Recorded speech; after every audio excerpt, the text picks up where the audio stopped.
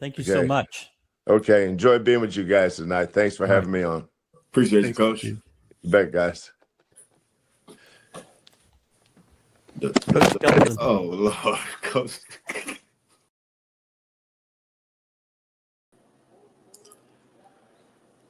Well. Welcome back for another segment of We Beat That Ass. My name is Brad Towns. I'm with the Godfather, the guy who started it all. Greetings, everyone. The drink, Galen Robinson. And Ryan will be here shortly. He's going to the presser, get some comments, and let's see how it goes. Galen, what do you think, man? Man, I just think those guys they just know how to win. And they find ways to win, man. It's just we talk about culture a lot, and rightfully so, but it's like it means a lot more than what people are aware of. And it's like once winning becomes a habit, it becomes a habit. And it's like it's really become a habit for our program, and it's just like it's just a treasure. It's a treat to see, man. It really is. Absolutely. I thought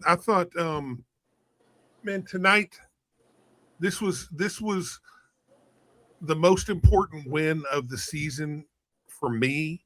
And the reason why is that you went into probably the second or third toughest place to play in the league. We always have a target on our back, so everybody's going to be hyped for it. Started off well, built up a 10-point lead, and all of a sudden the whistle started going against us. Yeah. It's hard to maintain composure when shit starts going against you. You can get frustrated. You can lose your head, get into the refs. They fought it a little bit, and they came back, started off the second half, same shit, more ref whistles. But this team held it together mentally. It was a huge mental win. It's something that that Eman's experienced before, that JoJo's been through, that Milos went through last year. But really, this is the first time the young guys were in a situation like this. You're down by what they get up to by 2, 3, 4.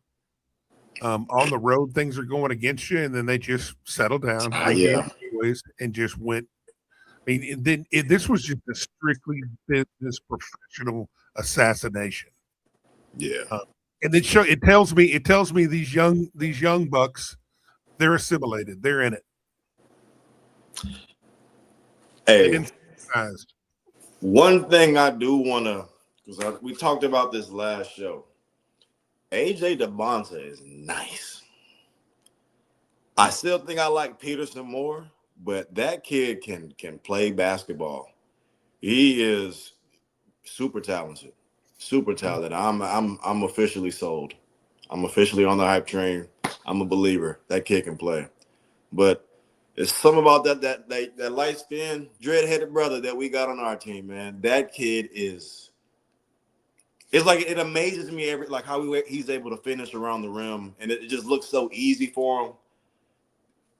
Hey, I'm excited to see Kingston at the next level. That kid can really play, man. That kid can play. Mm-hmm. Man. But hold on, time out. Do we see Mercy at PG early in the? That kind of threw me aback. I'm like, what's going on here? A little bit, yeah. I'm like, they got my what we. I'm like, Coach Sam must be in the comments paying attention to what people saying. Hey, you got to throw some different looks out there. It was a very challenging matchup for us defensively, in that we didn't have as much flexibility to go to the bench because they can play mismatches really well, or they're more effective in mismatches. And my whole philosophy playing against BYU this year would be DeBance is going to get his. I mean, he's just going to score. You can try to contain him. You can make it. No answer. Just make it as tough as possible. But you have to shut down either Saunders or Wright. You can't let Saunders or Wright chip in. And Saunders looks like he got shut down. 1 for 8, 1 from 6 from 3. His only points really are from the free throw line, 4 or 5. Wright played pretty well, but see, last week or against when they lost at Oklahoma State, of course, Vance against his, I think he had 36 and Saunders had 20. Yeah, but then Wright didn't score. So they've got 3 players. That's it. Yeah, aside from DeBonta, obviously, Saunders, however you say his name, I'm glad he had an off night. I don't know if it was our defense or, just one of those nights, but if he gets going, it could get ugly and it'll get electric in that building. One thing that U of H is going to do, they're not going to let him get his feet set very often. You're going to close out quick on those threes. You take that away, then he's going to drive to the basket. He's not going to beat a lot of guys off the bounce and get past them, but he's going to try to get you to foul him. Yeah, I mean, that's most of his game, and he was successful a little bit, but as far as his shooting goes, it's just too much pressure. Yeah. Also, too, I think that all good Eman has added this.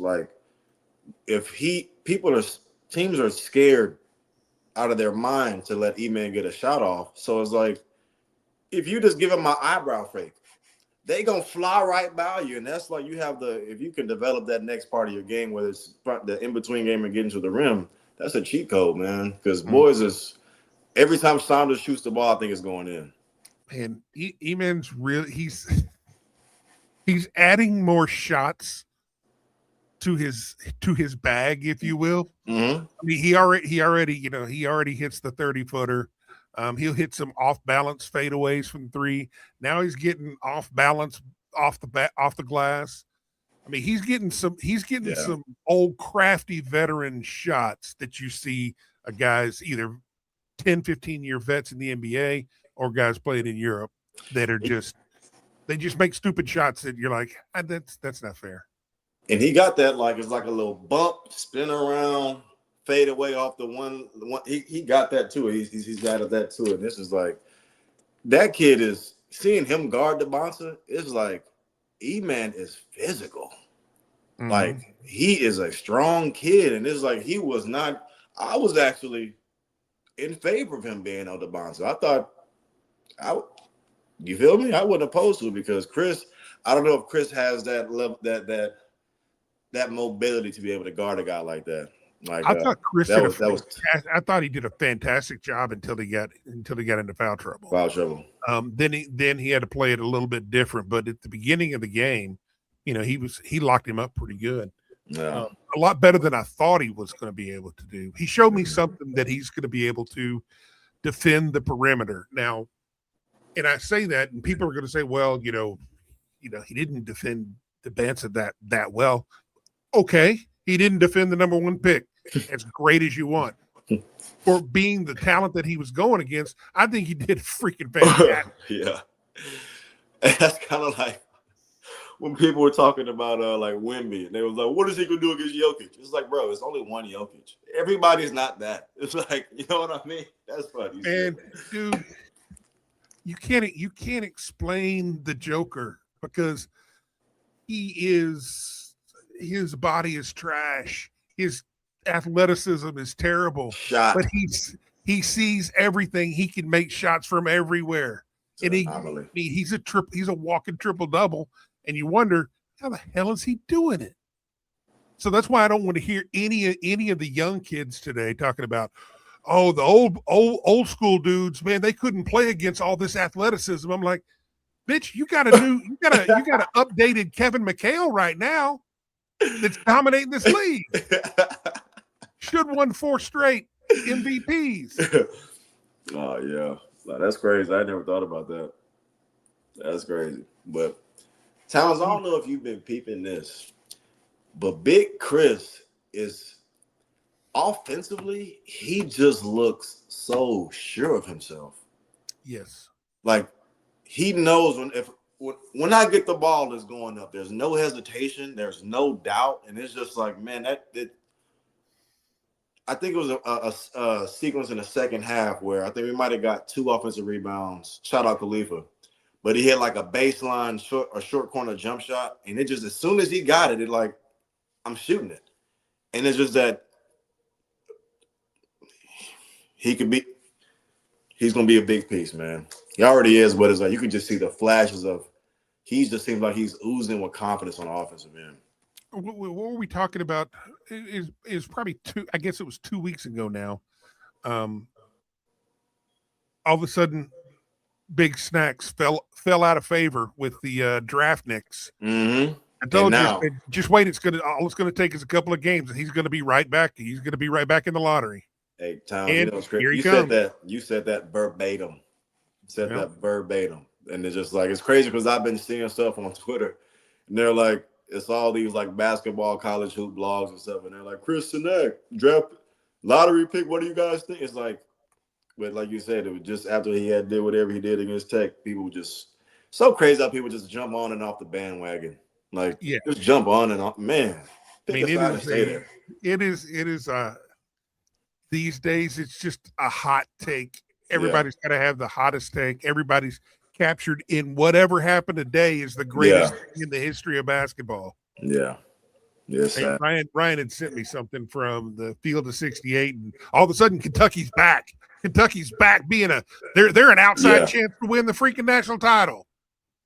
It's like, come on, man. Let's put a sock in it. Hey, they did a good job of coming back and winning some really tough games, but to say they're back, come on now. Yeah. Man, how about Khalifa? Dude, he's becoming having a 7-footer come off what a luxury. What a luxury, man.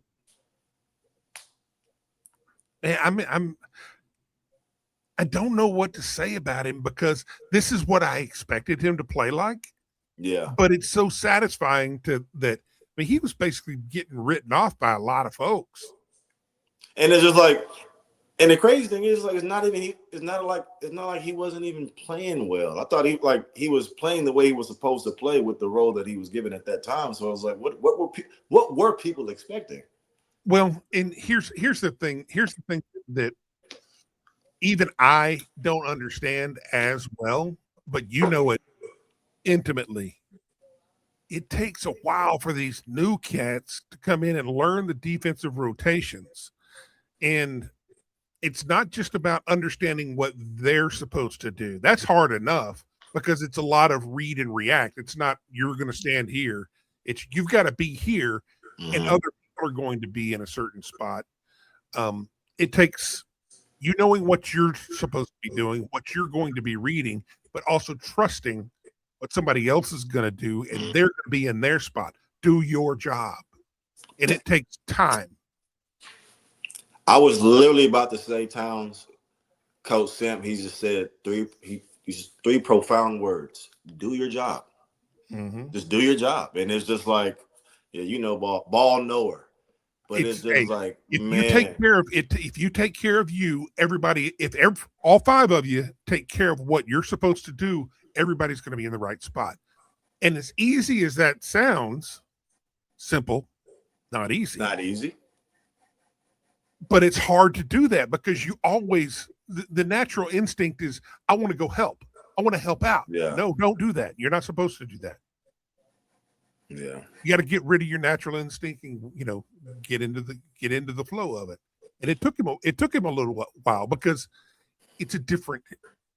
It's different. I think it's what it is. It's different. Honestly, I think it is harder for a veteran transfer to make that move or to assimilate into the program than it is a fresh high school kid, because a veteran can think, well, I've been successful I've done it this way my entire career.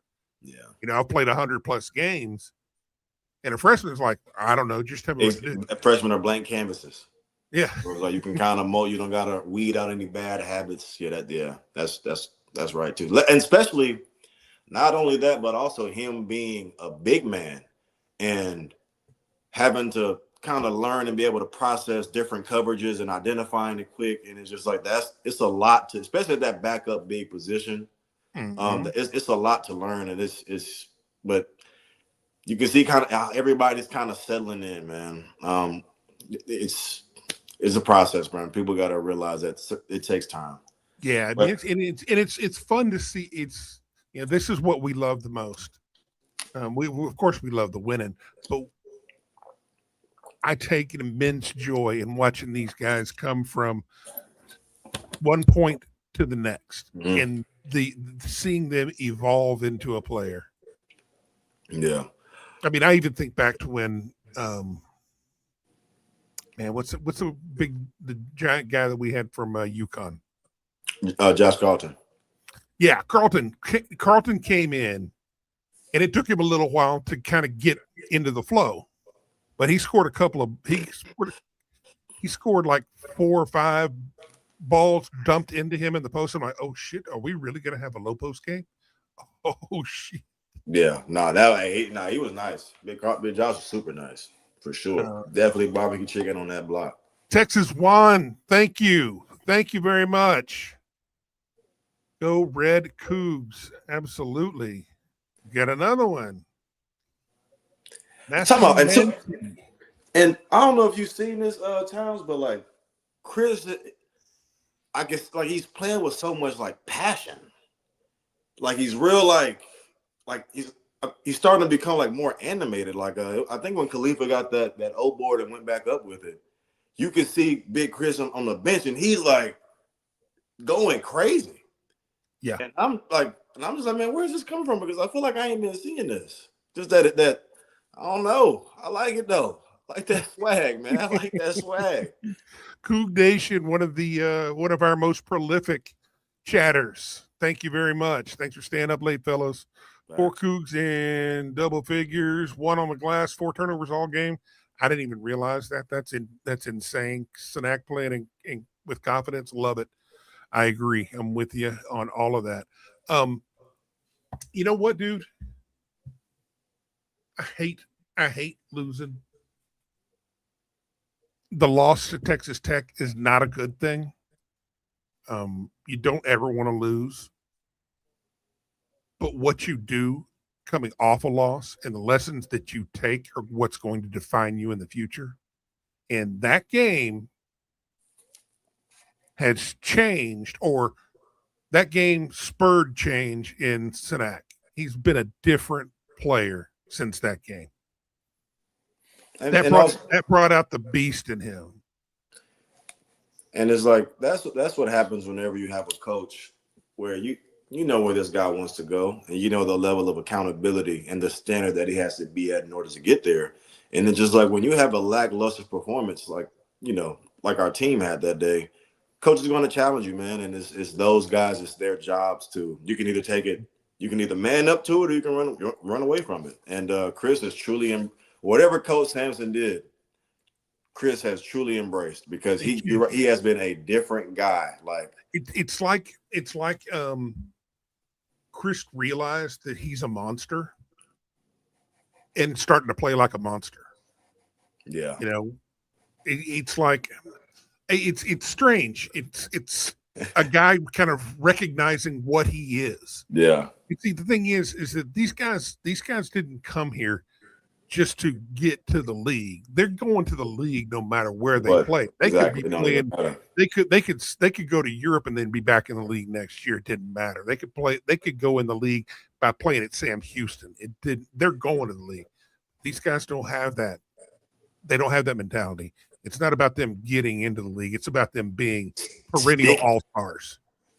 It's about them being the best they can be within the league, sticking in the league for 10, 15 years, being first-team All-NBA type guys. That's what the goal is, and that's a different mentality. And Kingston has had it since day one. Big Snacks has got it right now. Man, I don't want to sound like I'm riding or nothing, but he amazes me. He impresses me every game. Who? Like Kingston, man. It's like the stuff that he does is just like it's so next level. And it's like I remember it was a few weeks ago we were talking about like how he looked in the pick and roll, and he always is able to hit that roll, man. Like he has truly like grown as a playmaker, and it's like he's really making some next level reads. Because at first I really didn't believe that he was a primary ball handler, but he has made a fool out of me. Like he has great feel for the game, great feel. I'm gonna say something that might be out of pocket. Oh, No, it's not wild, but I want to see if you agree or disagree. But it feels like the team, our starters, I mean Milos and with Eman, it seems to me like they're pushing forward Kingston and saying, okay, you're the guy. We're coming with you. You know, it seems like everybody's settling into a role. It's been accepted. Yeah. And they know everybody knows now what our best shot is, and everybody's playing off of that. I mean, Milos had a rough shooting night, but I thought he played damn good. He did exactly what I've been wanting him to do, is in trying to be aggressive with the ball. Now, he did the way that they defended the pick and roll, of course, was get the ball out of his hands. I still like to see him not pick the ball up as soon. Yeah. I'd like to see him be able to continue his dribble and try to get around his guy. But, hey, I still thought he did a good job of attacking whenever he got a chance and not defer to just go side to side. His shots are going to fall. Yeah. Another thing, too, is shout out Ramon, man. Yeah. Shout out Ramon. Hey, kid is tough as nails. Guy is bought in. And I thought that the charge that he took in they called it a block, but I thought it was a charge. I thought he was sitting there waiting on him. But beyond a reasonable doubt, Death Texas and Ramon Walker making a winning play. It is gonna happen just as sure as the sky's coming up tomorrow. Like that kid, man. Hey, Ramon be making some winning plays at big moments. Yes. Yeah. Like, man, shout out him. And see, that's what it's going to take, man. That's what it takes to win. We always have those guys. It doesn't matter how long you sit. It doesn't matter how small your role is as far as in the grand scheme of things. But everybody has to be able to contribute. He just consistently does it. Yeah. George, thank you with the 11. Our Cougars beat their Cougars by 11. $1 per point. Eat them up. Okay. Well, I mean, we scored 77.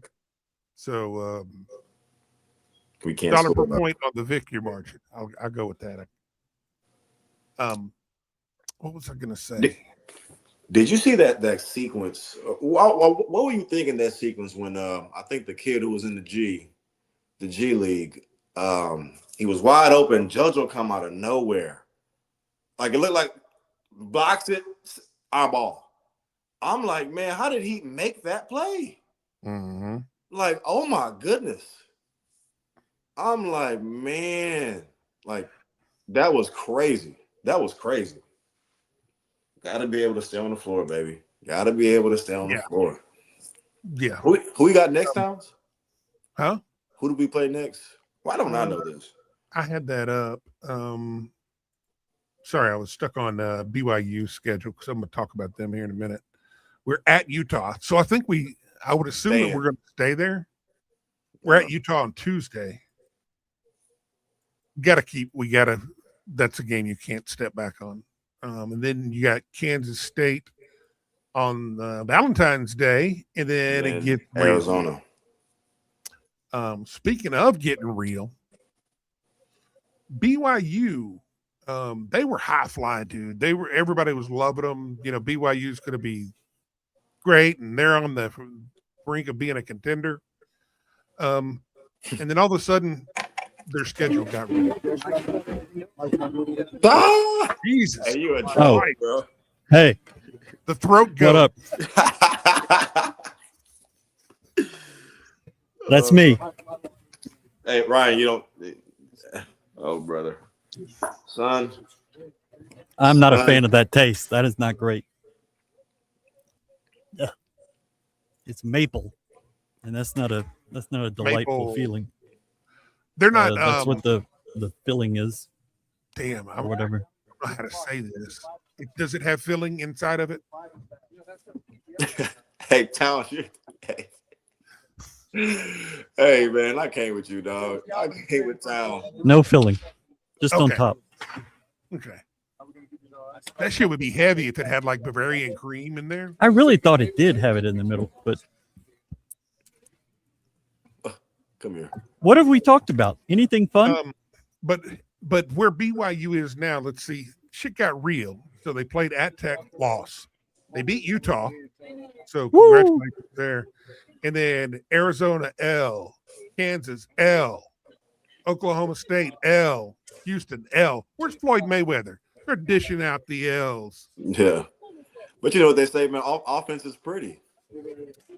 Offense is pretty, man. So that's why people be so high on that. You know, their coach is another one that annoys me because he's always out fucking running around on the court and shit. Wow. I would have loved to have seen Kingston and Eman put a forearm in his throat whenever. Yeah, I wonder what that was all about. They were dragging ass in their huddle apparently, and Jamie had sent me a text. So they were just sitting in their huddle. So everybody's on the court. Well, our two guys just walk over into their huddle. Yeah, which is okay. Do it until they say no. I think the funniest part about that though was Kingston and AJ walking away, cracking up. Like, you know, like just not even aware that this is a crunch time in a major college basketball game. So that was cool. Who is your player of the game? Construction work guy here who just gave us $9.99. My little Abby says, but coach, we hood rich. Thank you for the donation. I appreciate it, man. Go ahead. Who's your player of the game? Who had the most impact tonight or did something that you found impressive? I mean, aside from, can't give it to Kingston. I think it's for me, it's a toss-up between Chris and Khalifa. I like the direction that both of those guys are trending in. And, those two guys playing with the mentality that they had tonight, that pushes our team ceiling even higher. Brad? I'm going to have to go with Sacco. That is the correct answer. I don't think we win that game without his contribution. Mm-hmm. I thought he played fantastic, and he had 3 or 4 free throw line. Yeah, yeah. We shot 80% from the free throw line. We didn't get there much. I mean, we don't do the foul baiting as well as BYU, but we make them. Yeah, that was an obvious discrepancy. Obvious. I mean, look, DeBance is a damn good player, but man, yeah, you got to be. Yeah, a couple of those were not even fouls, though. Like, forget the bait. I mean, he got to the line 3 different times that shouldn't have been called fouls. You think good players get a favorable whistle, Towns? Johnny Hopkins with the super sticker. Thank you, sir. Or ma'am, or thank you. I think John is. I think it's a reasonable. Sir.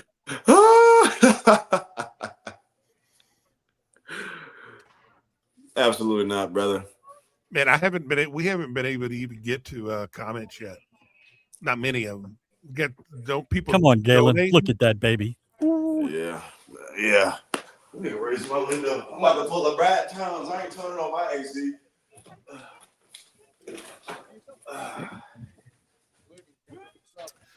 Let's see here. So what did Ryan, what did Coach have to say? Who was on the dais with Coach?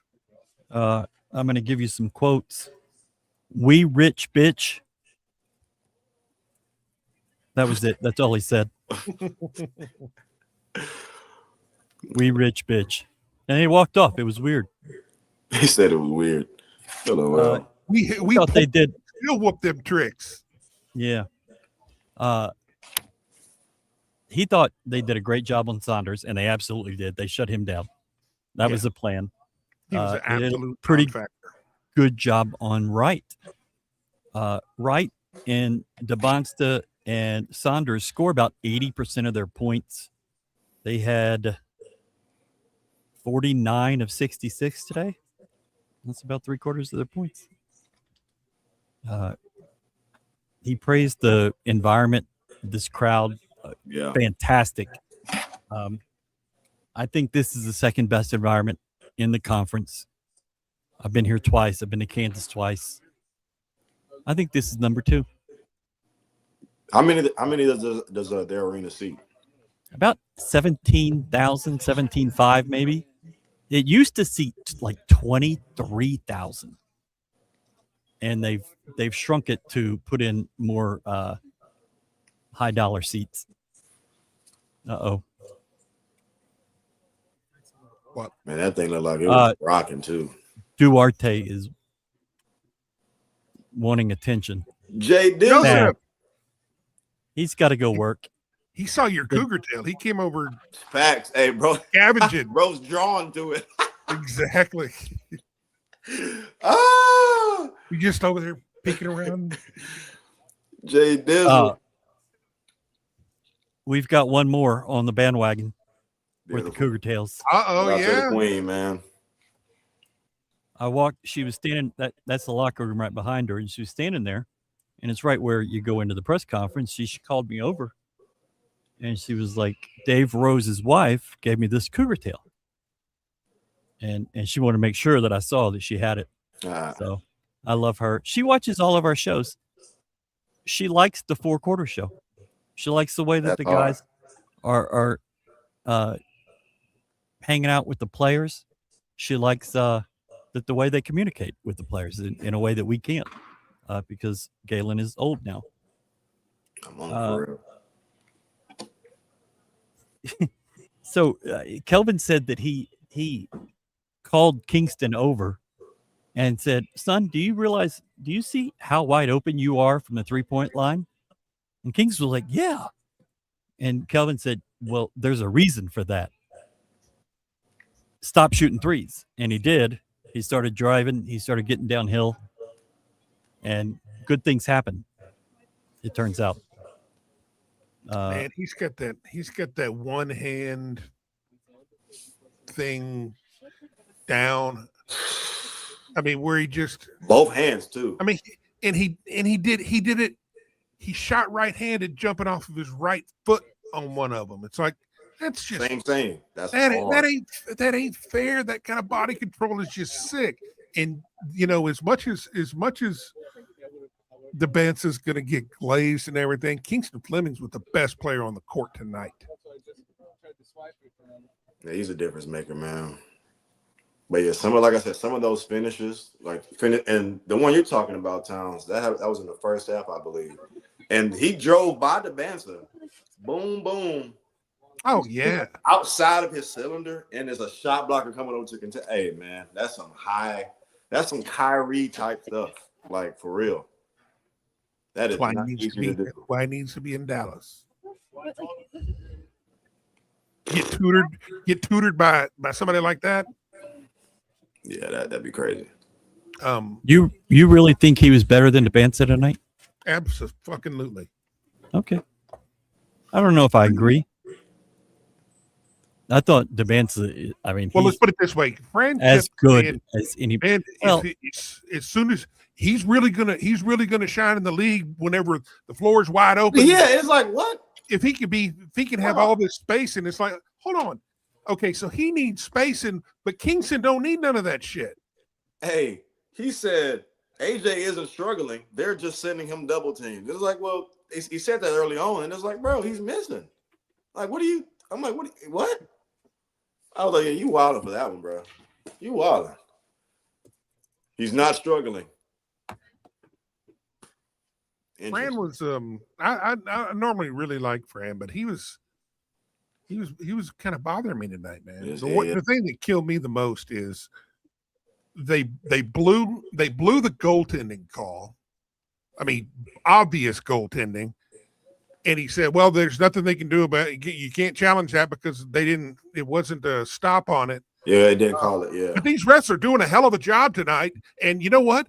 They're showing so much restraint with Kelvin and Kellen both yelling at him. It's like, because exactly. That's because he knew he blew that. Yeah, exactly. He couldn't eject him because he knew he was wrong. And then Kingston got the 3-point play attempt. Gotta love the basketball. Ball no lie. Yeah. Gotta love the basketball guys. Star Pizza. Why don't you have your Star Pizza? You should have it already. It's closed. It's 12:45 in Houston right now. Yeah. In Temple. Yeah. Waiting for Galen to laugh about Star Pizza. Good people. Better pizza. I'm gonna go run through some old comments. And we'll get That's caught fine. up. Refs did have a bad game. Somebody calls the U of H when in good position, hands up. Yeah. There was a charge call that they blew that I was not happy about whatsoever. You talking about the one JoJo? Ramon took? Ramon? No, not that one. It was in the first half. I think they took the charge on DeBanza. I think it might have been Ramon. Yeah, Let's see. it was. No, let's stop with the refs because I want to talk about this.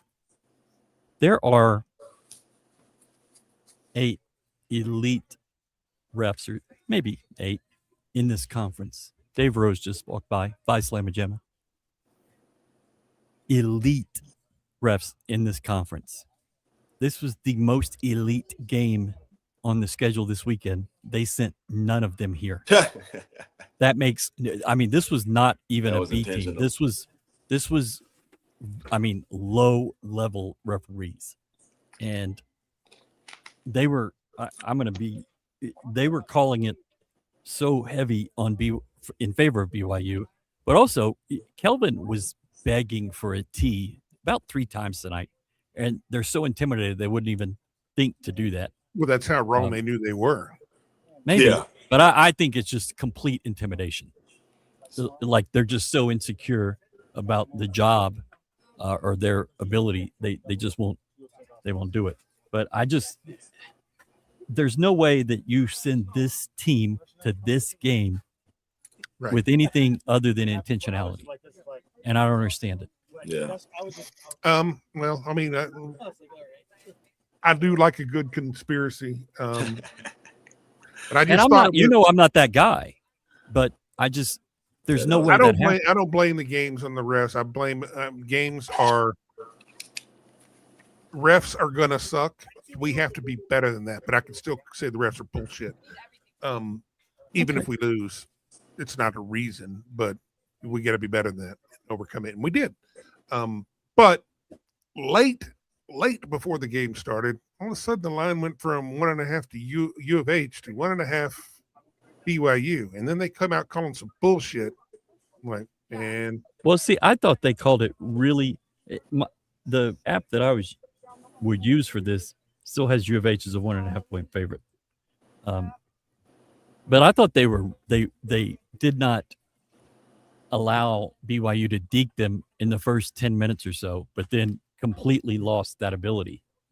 BYU would lean in when trying to get to the rim, trying to get a call, and they held firm for about 10 minutes, but something switched.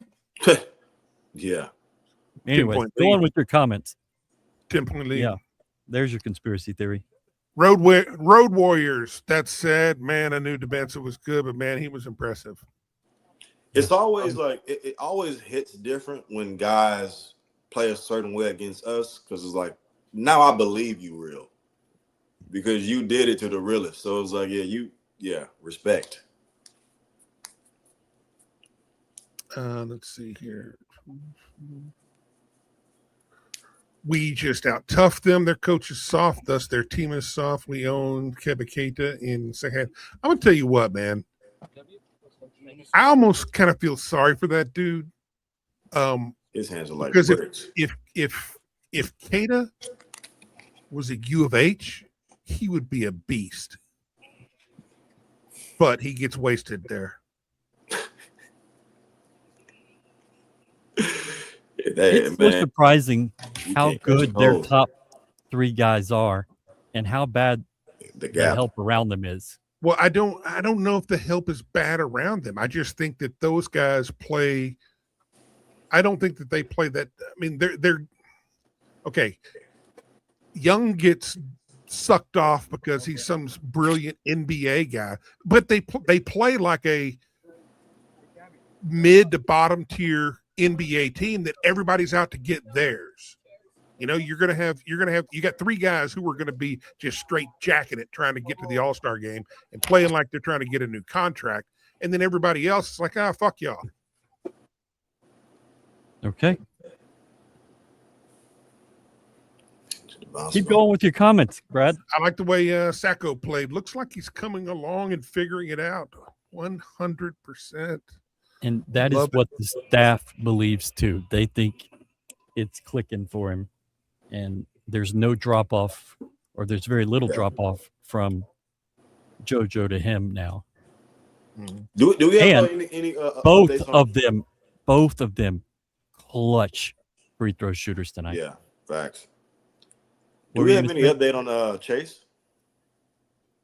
I mean, he's participating 100%. I don't think there was a spot for him tonight, and they're not going to hurry him along. Yeah, but tonight's not the moment to welcome back. Get your legs. Yeah, get your legs under you. Yeah, okay. Right. I mean, Galen. What up? I think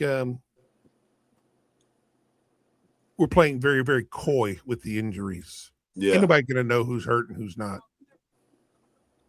Yeah. That's the way to do it, though. This is a good one. BYU is a decent program. They are like an air raid football team. They're never going to compete for a title. Yeah, they're missing some very fundamental things.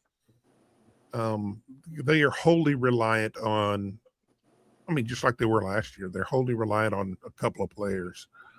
And they're also wholly reliant on threes. If they're not, I mean, going on big 3-point runs. I mean, they shot decent, 36%.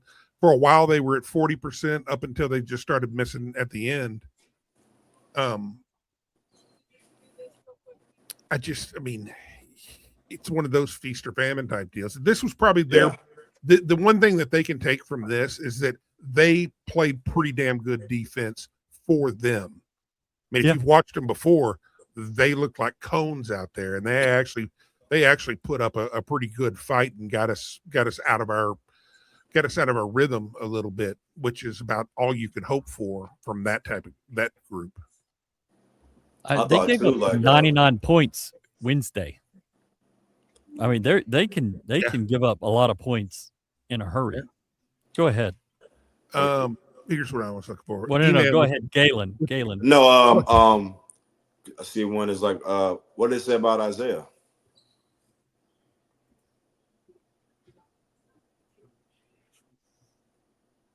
Ryan? What do you mean? Was he? I did not. I left before anything was said about Isaiah. But did he come back in the game? I don't think that's what I'm saying. I don't think he did. I don't remember seeing him. So that's why. And that happened. Was that enough? Yeah, he only had 1 minute in the second half. Right, he came in. I think when Kingston went out with the ankle, and he came in and got the same thing. Mm-hmm. But I don't remember him. I don't think he came back in with 1 minute. I don't think that's possible. Keep going, Brad. Get to what you want to get to. AJ DeBence is a basketball terrorist, unethical basketball. I don't disagree. And also, Fran called him a smaller KG. I don't know what I thought about that. KG is tough as nails, man.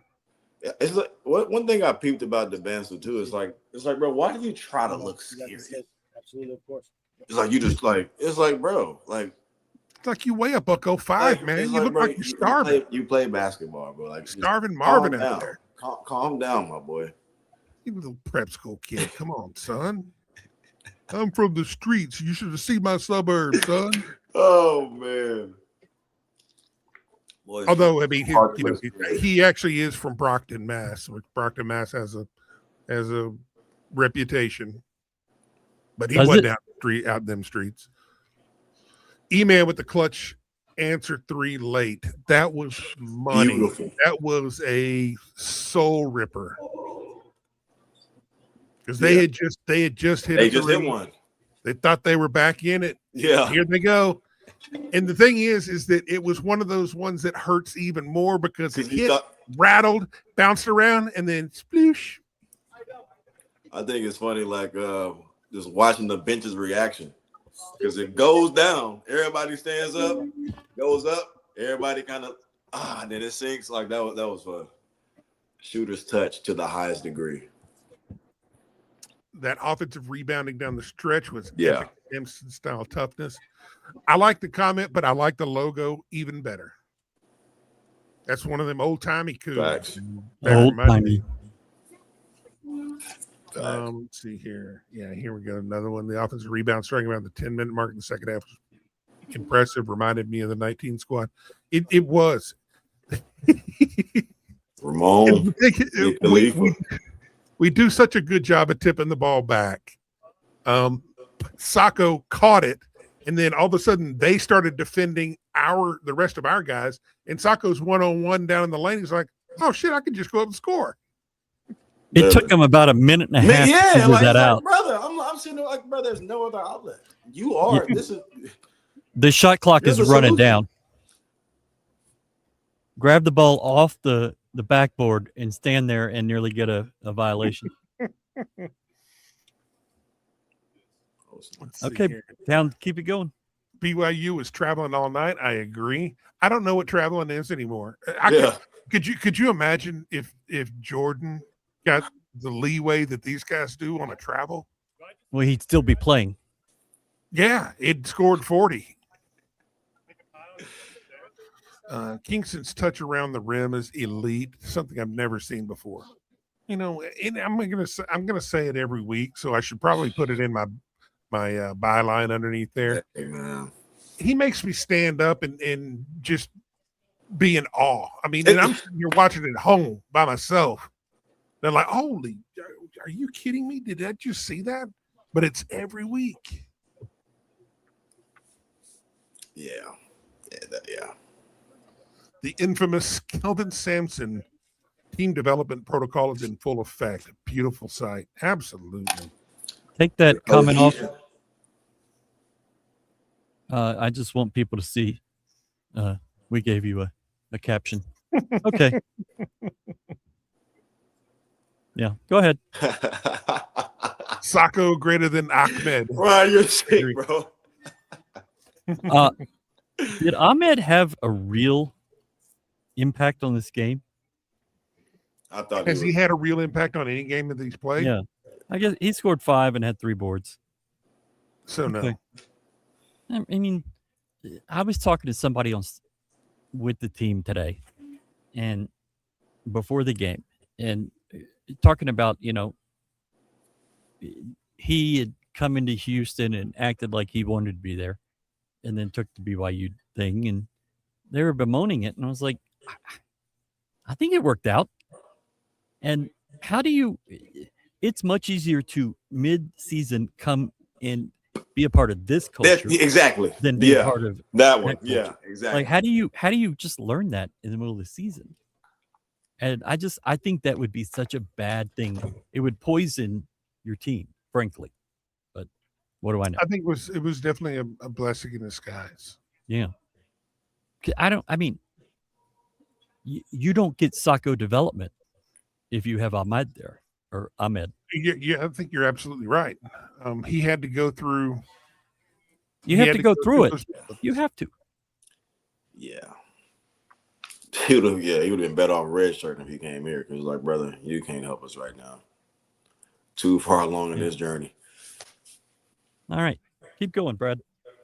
The draft is so stupid to project right now. We have more than a month of basketball left in the combine. Yeah. But I mean, that's those. You're not going to get your tweets and retweets and replies and your interactions and then your CPM and thus get paid for your Twitter activity by not having some hot ass takes. Man, Selection Sunday is a month away. I don't like it, man. Hey, man, we got to slow it down, man. We got to enjoy this team, man. Road Black Unis strike again. Facts. Here we go, Galen. For veteran transfers, what are your thoughts on the 21-22 team where that was filled with transfers? Carlton, Tajay, Kyler. Well, Josh came from a championship pedigree school, and Kyler also played at Tech. They good culture over there. So, and those guys had a bit of experience. You said what? He went to the Final Four with them. Yeah. So it's like that's a big reason why those guys had prior experience, but that experience was at a high level. Now, Tajay was probably the only outlier, meaning that he came up a level, and where he was playing, they really didn't win that much. But the exception doesn't make the rule. Well, we gotta remember, we can't. This program after Galen got here, we filled in with JUCO and we filled in with transfers that got us to where we are. I mean, we had heavy involvement with transfers. Yeah. Like Corey Davis was the JUCO guy, right? Facts, yeah. Dot, where'd he come from? Yeah. Dot Platt, he went to JUCO right after he actually, I'm not sure if Dot went JUCO. I'm not sure. But I know Big Chris, Bryce, Deke, like everybody you can think of, they Reggie. Yeah, definitely Reggie came. Justin Gorham. Yeah. But we needed that to be able to kind of stem the tide. And then, now we're still going to get transfers as they come, but you mix transfers with your homegrown. And it's like culture. Yeah, and it's like the ship is already rolling, so it's easier for guys to get on board. Something that already has motion. It's February, and once again, this team's improvement moved to elite level with more improvement likely. As great as this team looks right now, still not even close to where they can be. Yeah, that's what I'm looking forward to, man. Just everybody kind of. I mean, we're seeing it. It's getting close to its final form. But when everybody's there, and it's like, that's what I'm looking forward to seeing. Yep. Chris having that 4 quarters effect, and also Kingston. Just the way it goes. Yeah. Mercy grabbed 2 rebounds in 4 minutes. I'm glad you mentioned that because I wanted to talk about him. A week ago, that's what one of the things that I wanted to highlight is that it doesn't matter how many minutes you play, make sure you're an impact in those minutes. And he played 4 minutes, but he was an impact in those 4 minutes. That's all you can do. Yeah, control what you could control, man. And I mean, I was happy. I was happy to see it. He'll get his time. Exactly. And the way that they set up and the way that we set up, the mismatch. It was a mismatch of trying to contain Devanza, and especially with guys with foul trouble. You had to contain Banter, but you had to shut down Wright and Saunders as much as possible. Let's see here. Yeah. Ain't no way there any other 6'4", 6'5" guys crashing the boards like Ramon? Okay, I was wondering. Not really. And hats off to these young guys, because at Texas Tech and TCU, we were not rebounding the way we wanted. We were none too pleased with the efforts from the guards in those games in particular, and they have righted that wrong. Kingston had 5, Milos had 3, Manuel had 4, Harwell had 3, Ramon had 1, big one. I mean, that makes all the difference, and that makes all the difference in the game. And I'm trying to tell you, man, losing the game, granted, you don't want to lose, but losing the game because you got out-toughed on the glass, the next practice, Kelvin Sampson is going to put a bubble on the rim, and there will be a rebounding war. It works every time, though. It works. That thing, it yields results. It yields results. Ryan, what you got going, Ryan? I'm just looking around. There's a lot of action going on in here still. It's kind of weird. Sacco had 7 points, 4 rebounds in 16 minutes. He had a solid game. Well, I think that's a damn good game. Player of the game. I think that he had a fantastic, superb. I mean, his last 3 games, he's played well. Yeah.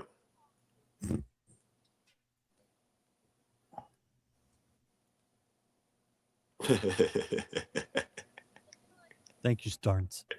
Go ahead, Ryan. It's all you.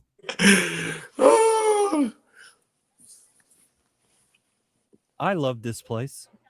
I love everything about it. This is a comment I want to highlight. 66 points, the worst scoring night for BYU all season. This is the fewest they've scored at home in 2.5 years. It just doesn't. If you go and look at this team's schedule, they're over 90 almost every night.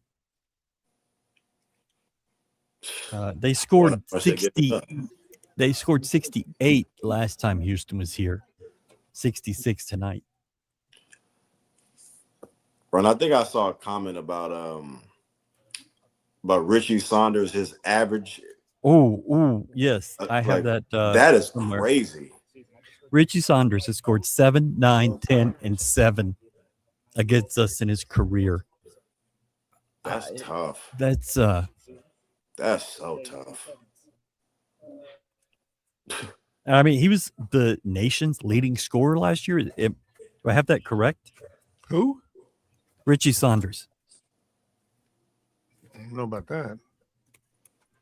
Probably led in threes, maybe, huh? He's averaging 19.5 this year. Okay, that was wrong. I was totally off on the. I was totally. Here's his 3-point percentage or something. Or 3. That's what Crack he. whack. Yeah, I messed that one up. That's on me. You know. Galen, I need to see your reaction.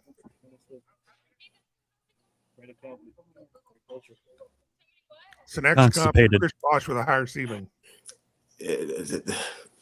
Chris Bosh, a higher ceiling is.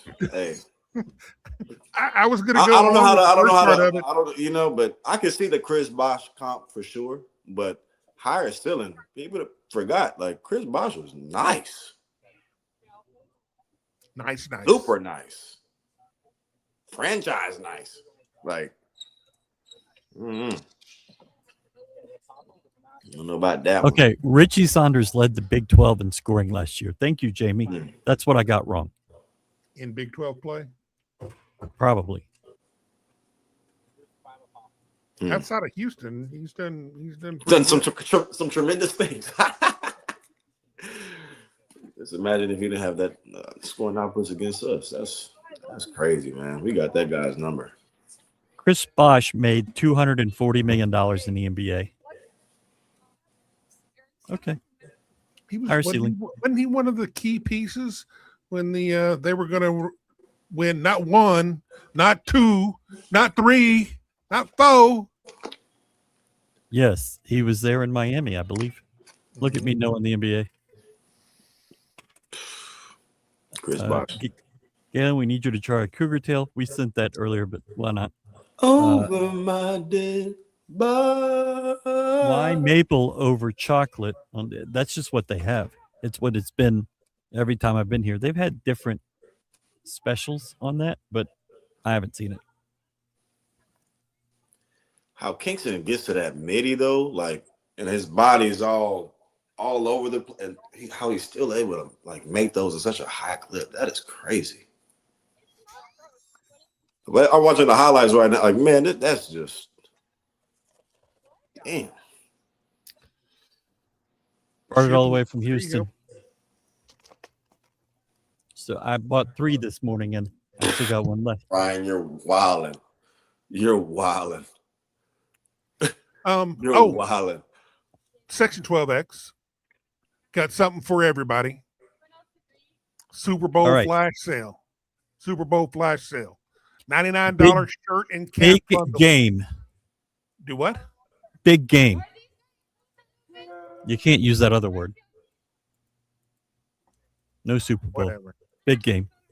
$99 shirt and cap sale in honor of our Coug, the Joneses, Josh Jones, Marcus. That's hard. Their combined jersey numbers is $99. So $99 for a hat and a shirt.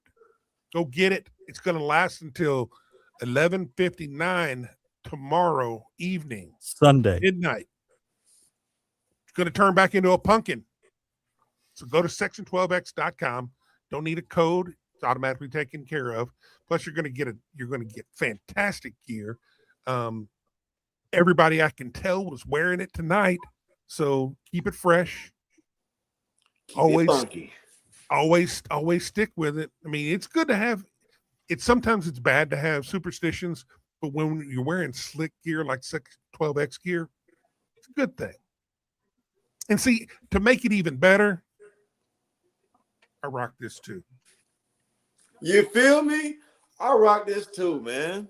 You feel me? Hey, Ryan, did you see that video of I didn't want to watch it for some reason. I didn't want to get secondhand embarrassment. But it was like Wes Miller. And I think it was like an issue with him and the AD. I didn't even want to watch it because I was like, man. No, I didn't see him. I didn't see him in the AD. I saw him talking to fans underneath the stadiums. Yeah. Like, y'all That's deserve what it better. Y'all deserve better. Please don't fire me yet. Yeah. How broken is this guy? I saw that. That's crazy. Poor That's guy. Crazy. Poor guy. What's his contract like for how much is he making? Too much. Not a lot. I think it's 2.6 to 2.8. I think they're going to get out from under it. I think more than he's going to make running at the track as a jockey. Hang on.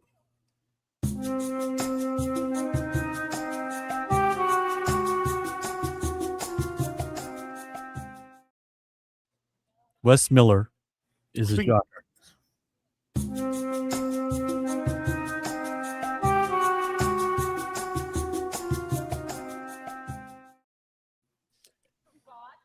I doubt there has ever been an adult entertainment establishment advertisement in this building until now. Shout out to Ritz. I was trying to figure out where you was going with that, man, but you landed the plane. Whoa. Take this. Nope. We're not doing that. Nope. I didn't see it. We're being nice. It is nice. Mm-hmm. Ryan, why are you wearing a BYU color? I wear blue every single game. I wear it in every Sunday night show. I mean, I always wear blue. He's a double 40. agent. I have 40 hoodies that are blue. Speaking of double agent, the last 10 days, I have been watching James Bond movies. I had never seen one before. Yeah. But I've now seen, I think, 6 of them. Which is your I am favorite? going through. Well, we're going in order, right? And I like Dr. No, and I like the one, I don't remember. The names are kind of goofy, but I like Dr. No, which is the first one, Sean Connery. But so far, that's my favorite. Just going to keep piling through. I'm a movie watcher now. A View to a Kill is probably my favorite just because it was like the perfect time of being a Ute. So it probably had more to do with the world I lived in back then than the movie itself. But it was like, oh, that was a great movie. I like Goldfinger too, which was the third. What about Octo? I don't think I've seen that one yet. She was in one of those movies. I think that one maybe, but the one that's called that we have not seen yet. Okay, back to basketball. I still say Sacco should start. I think we're all appreciative of his improvement and what he's doing. But I mean, hey, I kind of like the rotation that we've got now. Get JoJo out of there in a few minutes and get Sacco in early. And get him in before that. That might be what's kind of unlocked Sacco a little bit, is getting him in the flow early. I'm going to tell you, it's exactly what's unlocked him. They believe that has helped him so much because he's dialed in, laser focused early in the game, knowing he's going to get in probably before that first media timeout. And hey, man, he's old, so I mean, you sit on a bench too long, your old knees start cranking up, and you get your hips get sore. You got to stretch and do some jazzercise before you get in. I say that because I have to stand up and cheer on Kingston. I just hear all my bones scream. Sacco's about my age.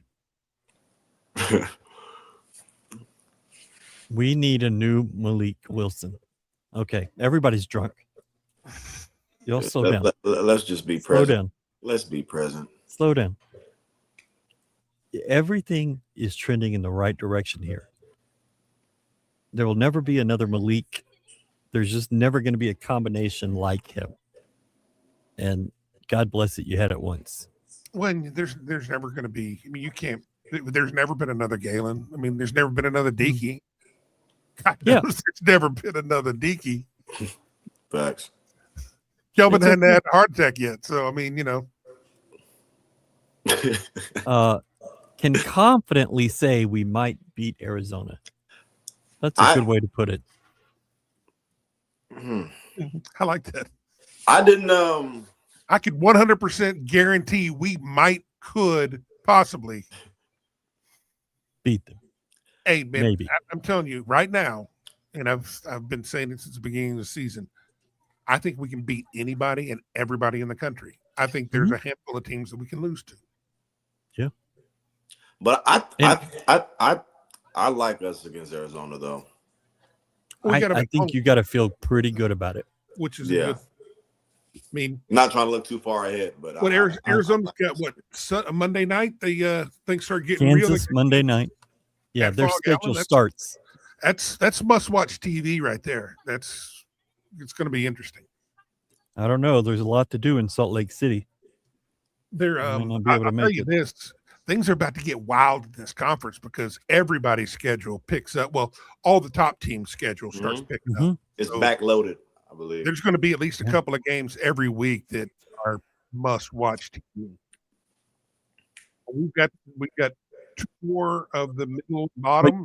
One Sunday tomorrow, Texas Tech at West Virginia. This is not a on paper great game, but I think Tech has it in them. Who do they got? Who do they got midweek? Well, that is their. Well, maybe they have a Tuesday or Wednesday. Surely not. You can't do that to them. Wednesday, they're home for Colorado. Okay, now so they get no look ahead there. I think they get West Virginia. So they get West Virginia, Colorado midweek, and then they go to Arizona next Saturday. That's a hard 7 days. And we play Arizona after they play Tech, right? You play them 2 weeks from yesterday. Oh, okay. So you get that's confused. You get Utah Tuesday night, you get Kansas State Saturday afternoon, then you turn around and go to Iowa State Monday. You come back for Arizona, and then you go to Kansas Monday night. Yeah, Arizona's Arizona's got Kansas on Sunday, or Kansas on Monday, Tech on Saturday, BYU on Wednesday, at Houston on Saturday. Then they get to go donkey stomp Baylor at Baylor. And then they got Kansas at home and Iowa State following that. Shit getting it real. is So that our, is our next five, what are y'all content with? 4. you have to be really. I would say right now 3. At Iowa State, At Kansas, and At the number Kansas. 1 team in the Yeah, country. that's true. And those are short turnarounds on that Monday night. You have to travel to both. So you play at home on a Saturday and then do a quick turnaround. yeah, I think I don't know. I'll take 3. Do I think we can win them all? Yes, but it's like realistically. But realistically, if you get to 4, Yeah, that was a great. You get a ring. Yeah. That was man, a ring. Yeah, for sure. Yeah, it's going to be. I mean, if you're a basketball fan, Big 12 fan, U of H fan, it's about to be some elite shows. it's going to be fun this month. February is going to be fantastic. Man. March is going to be fantastic. Speaking of, any idea what the Big 12 is supposedly announcing on Tuesday, Ryan? Lower your expectations. Lower them. All I thought it was going to be is like, where your expectations are now, lower them. my expectations are that they're going to have a fan fest at the tournament. They already And have that. Shaq They're has good. been at it rapping the last 3 years. Well, he sucks, but they're probably going to Right. have like That's why he's doing the Big 12 a festival. new instead of like Nelly at the Big 12 football game, they're going to have maybe Ludacris. No, this is about the Big 12 tournament. But I think probably change the format, do it it like what kind we of said. I don't know what we said, but I love it. We should do what we said. Thoughts? Milos tonight. What did y'all think about his game? I thought he played well. I don't think he shot well, but outside of that, I thought he played well. Yeah, he was 2 of 10. I was happy. But I was happy with he his did. performance. I'm going to tell you how much Kelvin was happy with him. He was on the dais in the post game after shooting 2 of 10. I thought he played really good defense. Mhm. And he was aggressive with the ball while he was under a lot of pressure. Yeah.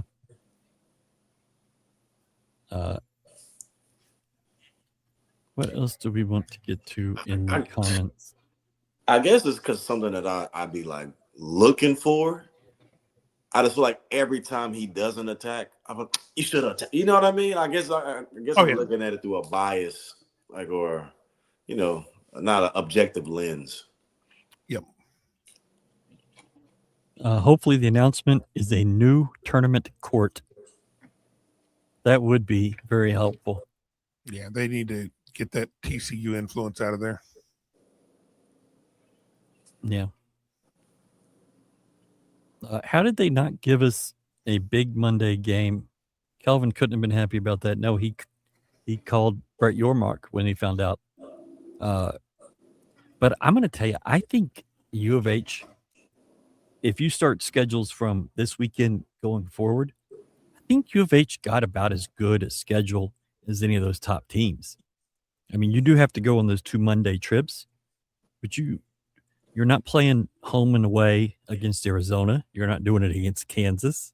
You're not doing it against BYU. You're not doing it against Iowa State. The only top 5, top 6 team that you had a home and away with was Tech. That you will take every year. So I think you can be mad about some things, but you should be very happy about some things too. So the Big 12 channel really hyping that up. Yes, this is the problem. Is that they didn't those their radio people or whatever, they need to shut up. Well, the conference is not doing a good job of managing those expectations. You've got to be smarter about it from the top all the way down. Chops drop. Yeah.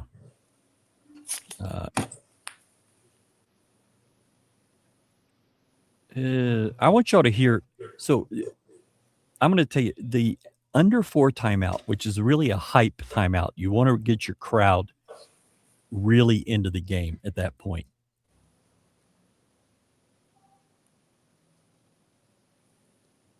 Did we lose him? Oh. He might be having a stroke. Is it me?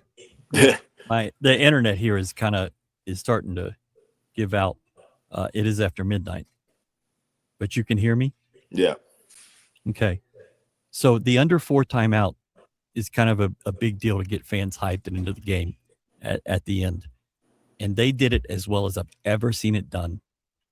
They had their mascot on a big drum beating it, and they had it mic'd up. That's what 17,000 white kids screaming like crazy. It's a great arena. It's fantastic. Yeah. Yeah, this place is fantastic. Yeah, that's it's old, but it feels newer. You know, some of the bathrooms and stuff are not great, but that looks like way too far of a walk down from the concourse. Oh yeah, it's from where we're sitting down to the floor. Not it's great. Like 50 and I steps. did it. Screw that. Oh, it's 120. You see me freaking rolling. Just yeah. Like I saw you walk from the top of Kyle Field. Hey man, walking the stairs at Kyle Field is suicide, dude. That's like I needed a Sherpa to get me up there. And that was 10 years ago. And as soon as we got to the top, dumbass says, "Well, let's go down." I was like, I can't breathe, man. I'm burning, man. My lungs are burning. Oh man. Oh, that's funny. It was Milos and Emmanuel, I believe. Yeah, it was Emmanuel.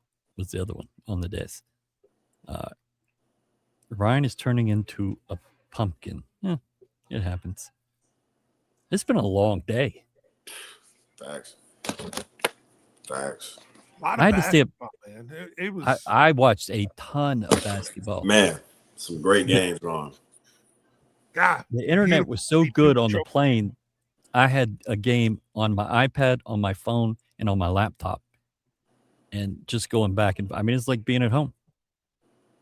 But yeah, the home game day experience has improved at a high level over the years, especially with the ambassadors. But does it feel engineered? Well, I think everything feels engineered to a point. Like here, they did not have the band play that much. It was a lot of piped in NBA kind of feel, but I think it worked. And I usually don't think it works. That's the way their basketball or their football works too. They do surprisingly, they like a lot of techno. Yeah. Techno and rap. And you would not expect it. I really like this place. I've had, this is my 4th trip. Lost 2 football games, won 2 basketball games. About what you'd expect. So yeah. PROVO. Who got kicked in the eye? Was it Walker? Yeah, it was Ramon that got did y'all think that was intentional? I didn't see what y'all saw on TV, but I didn't think it. I just thought that it's like, bro, you falling, your foot didn't have to come up like that. Maybe like, not. I didn't. I was like, yeah, maybe I'm tripping. I just knew we weren't going to get a call. Yeah, facts. After we get that 10-point lead, and all of a sudden the whistle started blowing. It's like can't let this one get out of hand, fellas. Got to keep it close. That's why I'm so proud of the way that they played. Because I mean, that's in that environment with those kind of state. I mean, BYU was desperate. Everything is on the line for them tonight, and this was the night for them to stop the bleeding because they had been gutted and they needed a win. Now it's over. They had to win this. Desperate might not even be a strong enough word. They had to win this. They've now lost 4 in a row and 5 of 6. It's just not. I mean, they're out. They're done. I mean, you're playing for a 6 or a 7 seed now, and they didn't think that was where they were. Shout out to U of H for the elite free throw defense once again. They shot 57% from the line, missed 12. And they were terrible at the rim, too. Man, and I just wonder if it was, especially with the Cater kid, it's like, are you worried about our guys recovering to you or making a play on your shot and it's causing you to rush? Because he is like point blank. I'm like, man, this is just a hard. It's like, I know the feeling. So it's like, I know that's probably what, but I wonder, is like, what's y'all's take on that? Because that's what I believe it is. Yeah. No, I think it's a fear of getting blocked.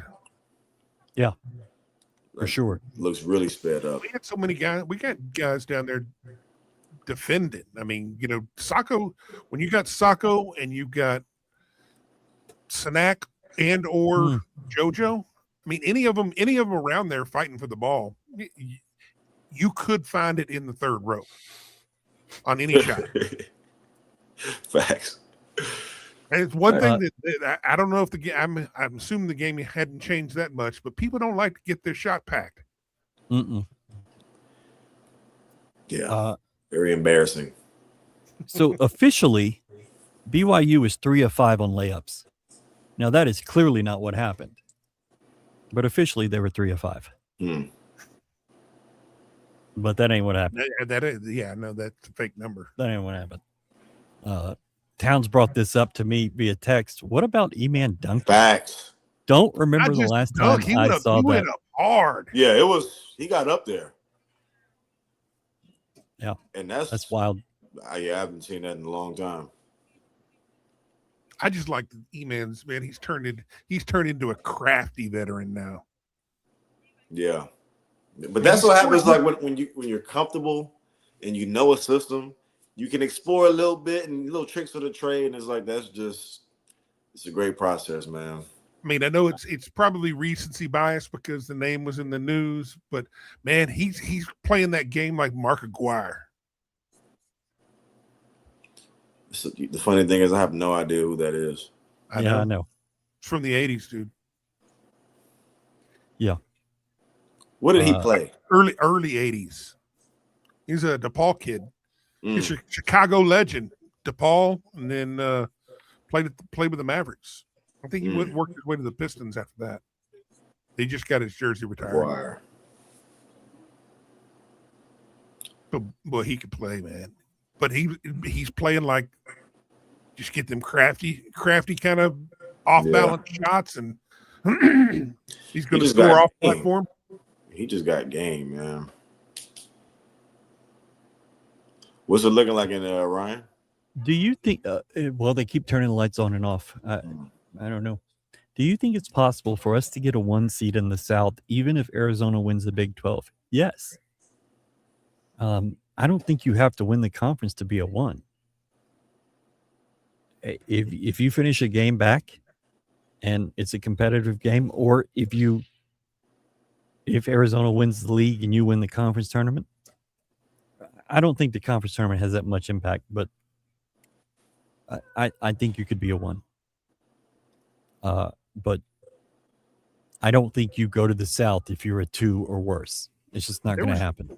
There was a lot of carnage at the top of the a lot of carnage starting last night with UConn losing at St. John's, and then Duke lost, and who else lost in the top 10? Illinois lost. There had to be one more, I think, but I don't remember. Did you see that Michigan State alley-oop behind the head, catch and flush? Hey, he was made in a science lab. I mean, I was like, oh, that's going to be a nice alley-oop. I'm like, he went nuts on that. That has to be crazy to see him. Like, just imagine what they see in practice. Yeah, I mean, that's like Vince Carter stuff. Nah, I think he might got more bounce than Vince. For sure. Man, But yeah, man, he is dunked it behind showtime. his head, and he had to duck his head. Yeah, he got too high. I was like, bro, you really got like it's really like you can really get a concussion on the rim. You're running that fast and you jumping that high, that powerful. That's crazy. BYU's best wins are Ken Palm, 28 Villanova, and 29 Clemson. They won at Clemson. I don't know where the Villanova game was. That was to 1, 5, 8, 12, 21, and 58. I mean, now that they're out of the picture and we beat them at their place again, they're going to start beating people. They need to start winning. But I'll take all the hype that they can get just because it boosts all of us. Yeah. No, I think they're going to start winning now. Watch. And look out, man! Florida's on their march. Boy, are they? They are. They're turning into A&M a forgot freight to show up.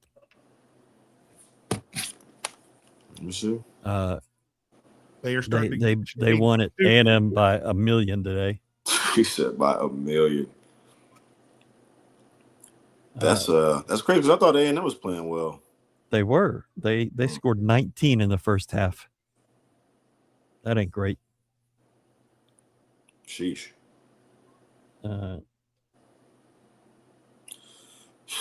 Yeah. Damn.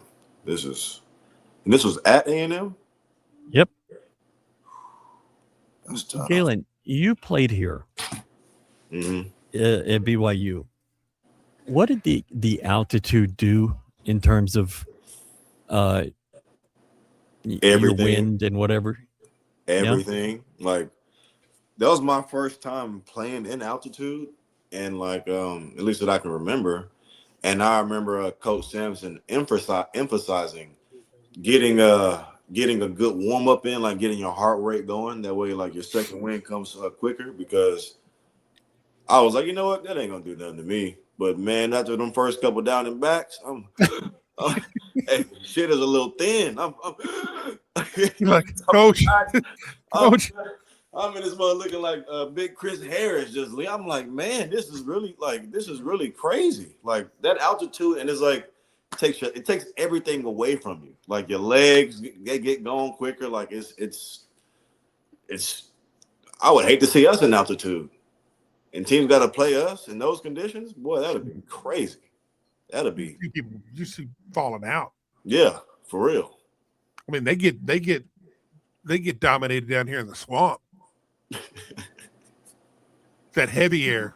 Yeah, that thick air. But not the altitude though. That's tough to play in. And it's like until you do it, you just don't know what it's like. But yeah, it's tough. Does it have any effect on your shot? I think. I mean, indirectly, just because like you might get more fatigue quicker, and it's like your legs start getting a little heavy, and it's like it might just kind of all contribute to it, I believe. But like I mean, I know, like in baseball and in football, the ball's going to carry further, but they're also throwing it further and kicking it further. But I didn't know if it had any kind of like effect on the shot distance. Not that I'm aware of. That was a next level question for real. For real. Science. Assuming no show tomorrow night, correct. We're not going to go up against the Super Bowl, and we are meeting with the team in less than 12 hours.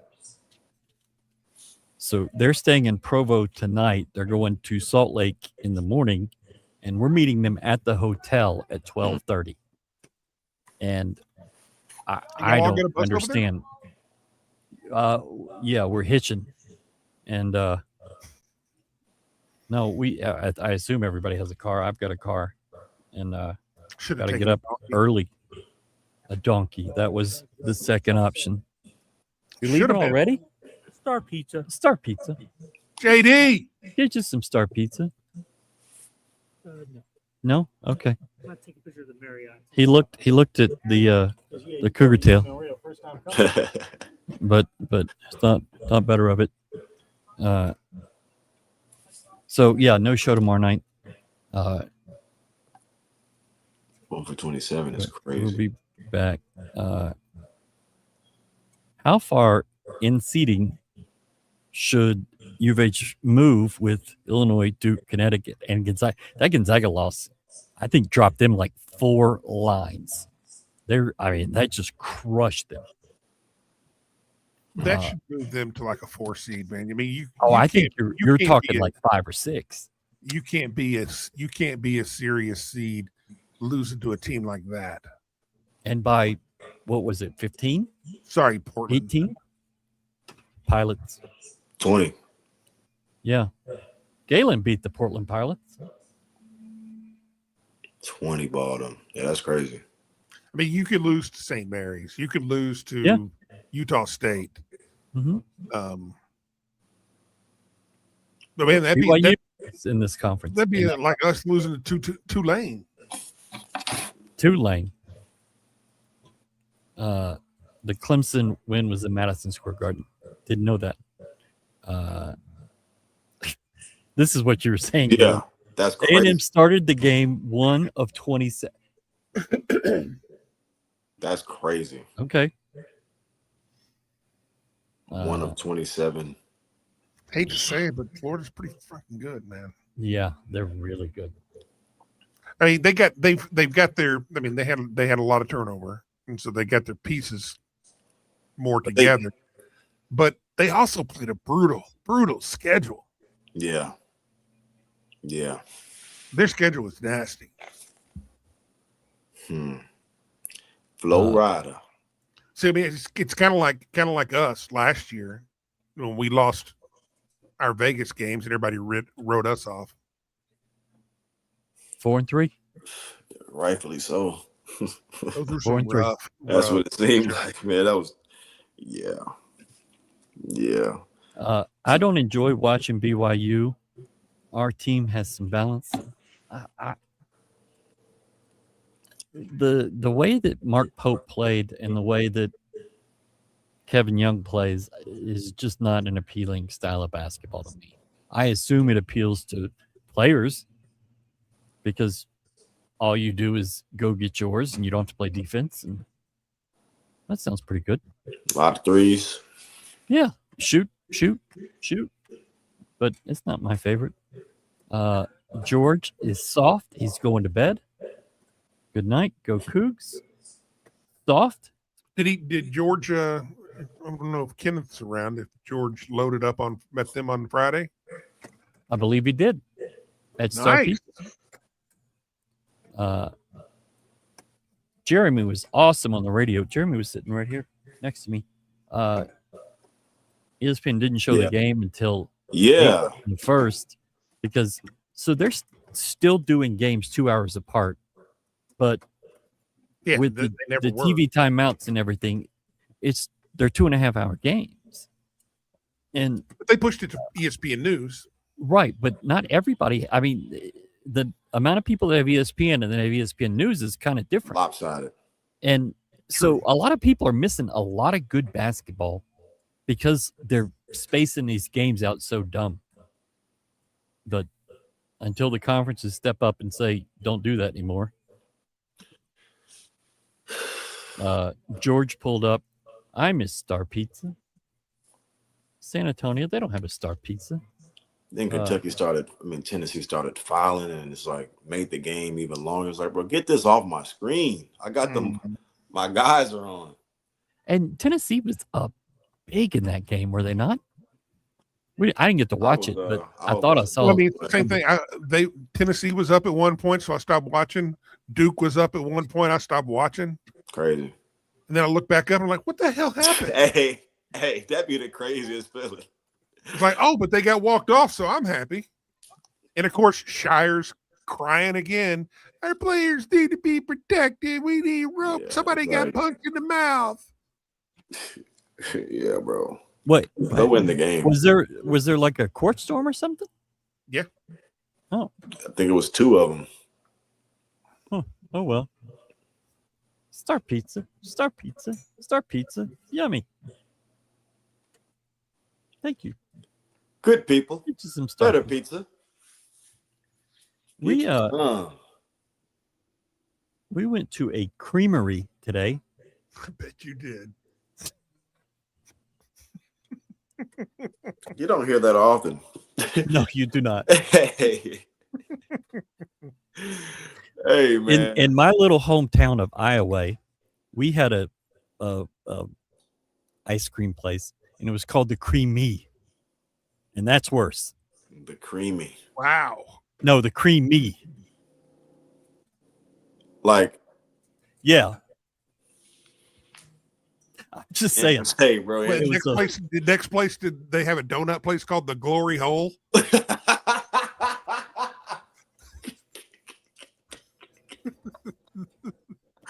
Oh, man.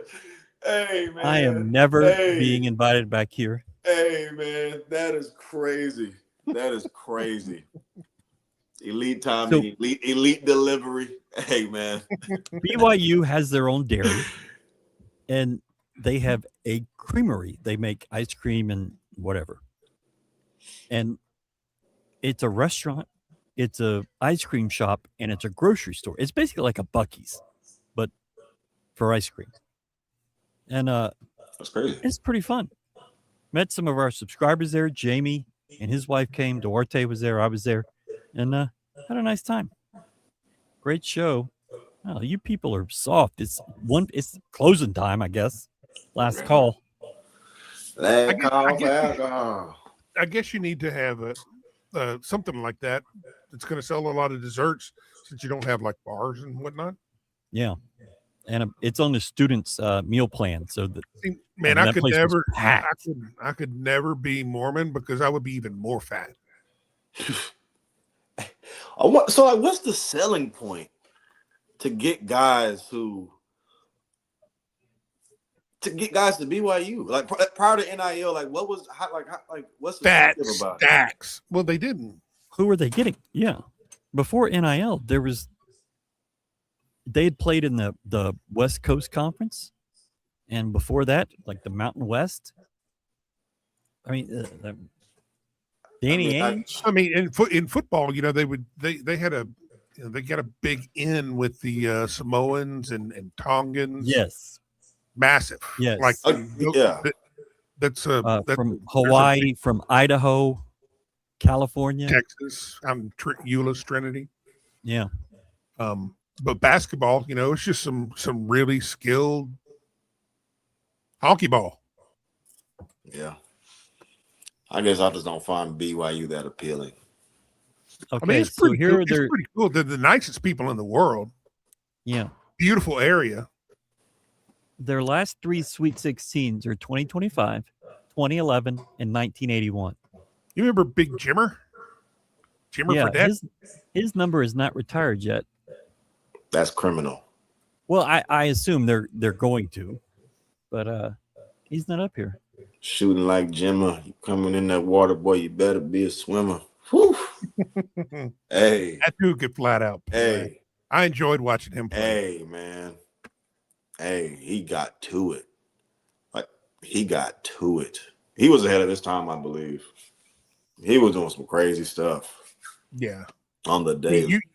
I always thought he was going to be I thought he would be a Duke kid. He's like one of the old donkeys that play at Duke. Mika. I played against him. Yeah, that's probably it. Jimmer Fredette and Eric Mika. Lord, what a list. Brian, what you looking at, man? Their banners. They got a lot of words on their banners. Or lack of. They only got 3. And a little smoke show back there cleaning up.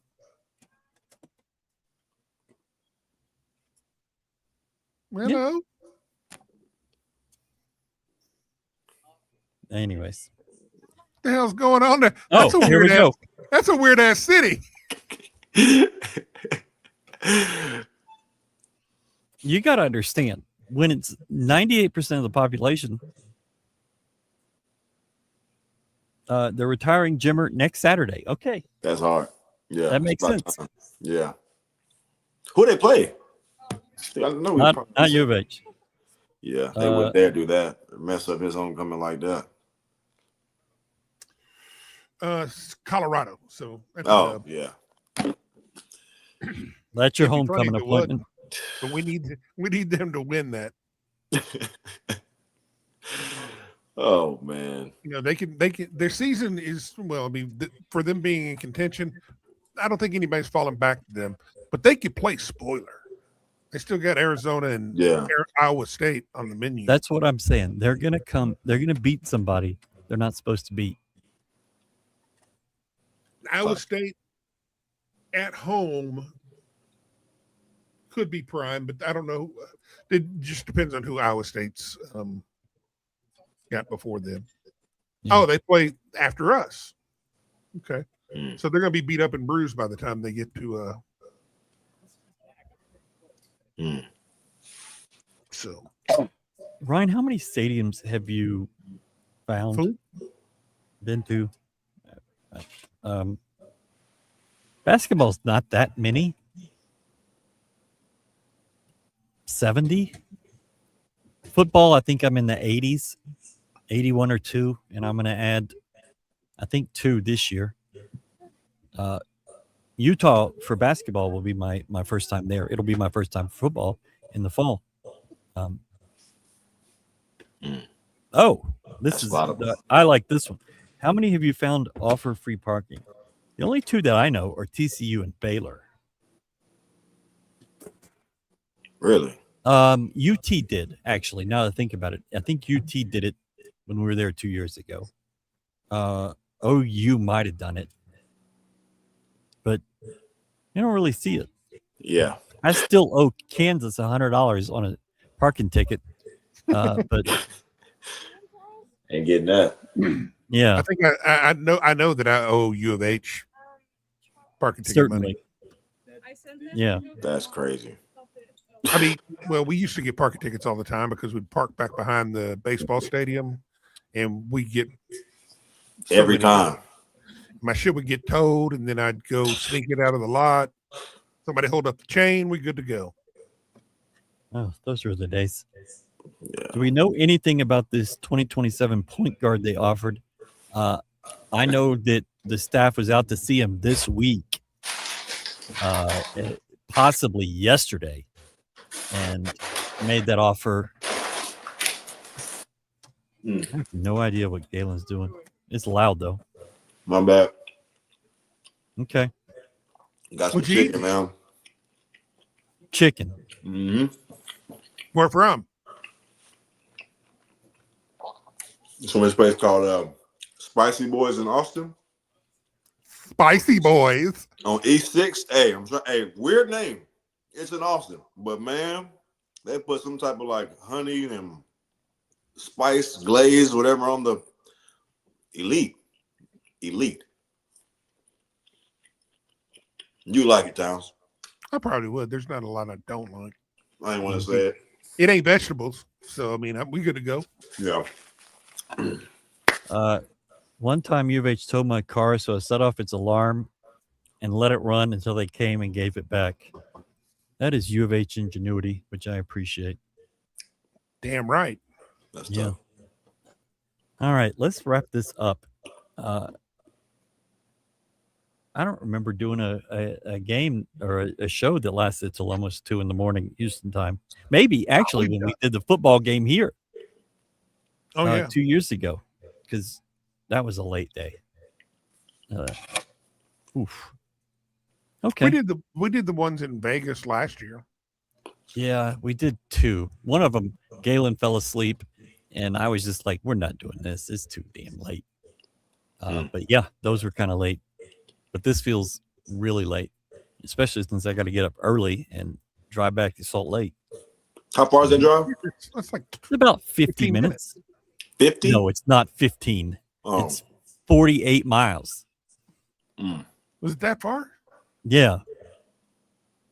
I mean, it's an easy trip, but so you and I, what we did, we went to Park City and then came here. We didn't do a straight 2.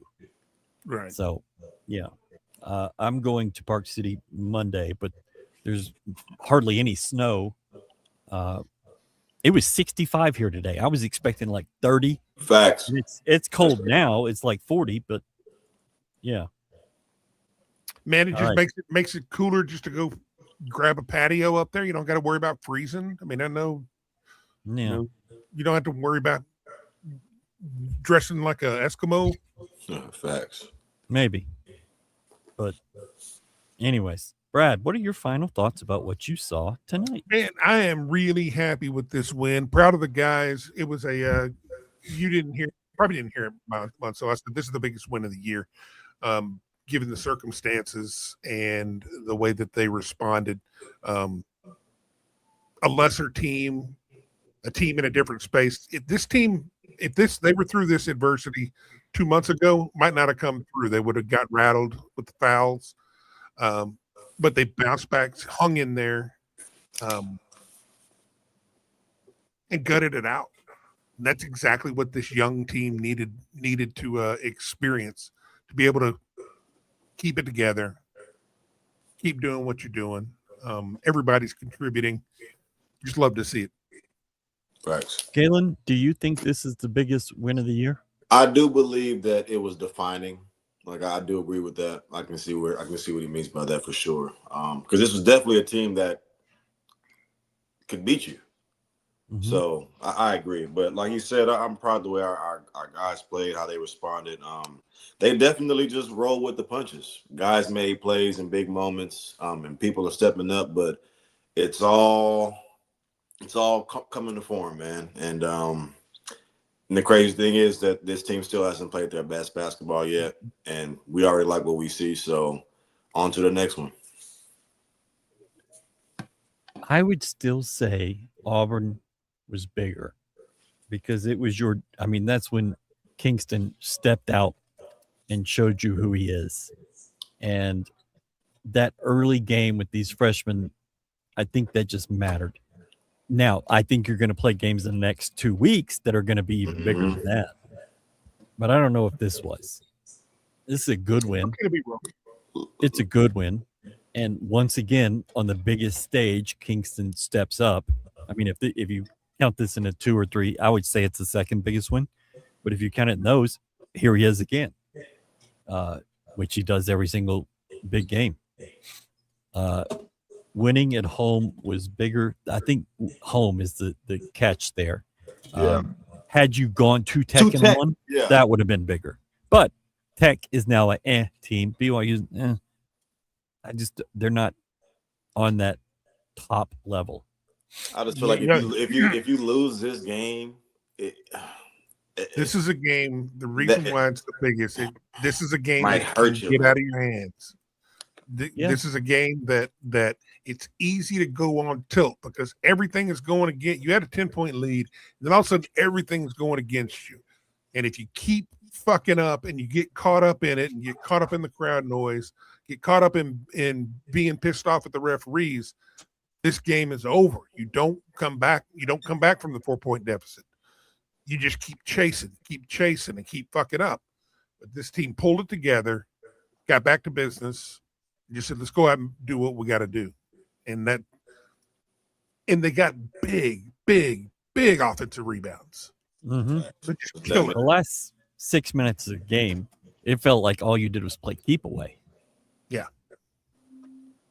But those are the championship moments that you have to go through that pay off later on in the season when everything's get real tough, knowing that you've been through that fire, because you're going to face it at Kansas, you're going to face it at Iowa State, you're going to face it, and you're going to face it every game in the tournament. It doesn't matter. Even if we were somehow get lucky enough to play at home here in Houston, still going to be rough. Yeah. You know it's going to be effed up in Indy when we're playing Purdue in the Final Four. Purdue is not making the Final Four. No. They're not that good. When BYU hit that 3 to take the lead, it felt like, it get rocky in there. It get rocky in there. I'd gone and kind of stood I was going to the restroom, and they hit that 3, and this place erupted, and I went to the bathroom. And that's when Emmanuel hit that 3. Mm-hmm. which this place went from Silence, way up here captives. and like it was I wouldn't say deafening in the bathroom, but it was loud, and then it just went totally quiet, and you could hear the radio. Cold-blooded. Emmanuel Sharp for 3. See, they So I didn't. didn't get They to see didn't do. ESPN didn't have good crowd mics because it. It was loud, but it didn't seem as loud. On They TV. never do. They never do. CBS is the one that has the great crowd mics. Yeah. They're elite. The rim and the crowd. So where did it go? Will this team be in first place after Monday night? Very well could be. You could be tied for the lead with Arizona going to Kansas. I am about to get evicted. It feels like they're closing in. So thank you for watching Star Pizza Section 12X. $99 sale for a hat and a shirt, right, Brad? Yep. By midnight tomorrow. Midnight, Sunday night. 11:59. Get it. Good way to Thank stock you up. so much for watching, and we will see you Tuesday night from Huntsman at the University of Utah. And Star Pizza. I can't do it. Okay. We'll do it live. Okay. We'll do it live. F*** it. Do it live. I'll write it and we'll do it live.